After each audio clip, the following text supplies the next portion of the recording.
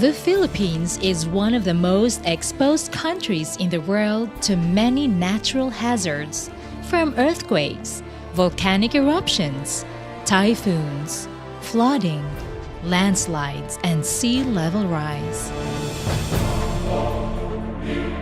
Our country's evident risk to natural disasters is due to its location, added to the fact that it lies in the Pacific Ring of Fire, which makes it prone to earthquake and volcanic eruptions.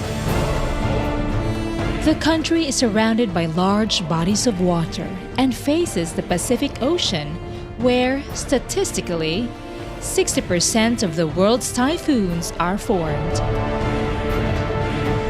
As we may recall, one of the most devastating typhoons that hit the Philippines in 2013 was Typhoon Haiyan or Yolanda, which claimed over 10,000 lives and destroyed over ₱1 trillion worth of property and damage to various sectors.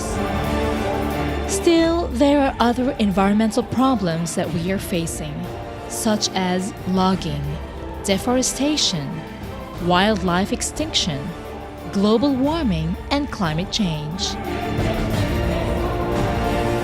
This episode will help us identify and examine the current policies to reduce risk in the country and the scales of vulnerability, which will help strengthen the resilience of people and society when confronted with danger.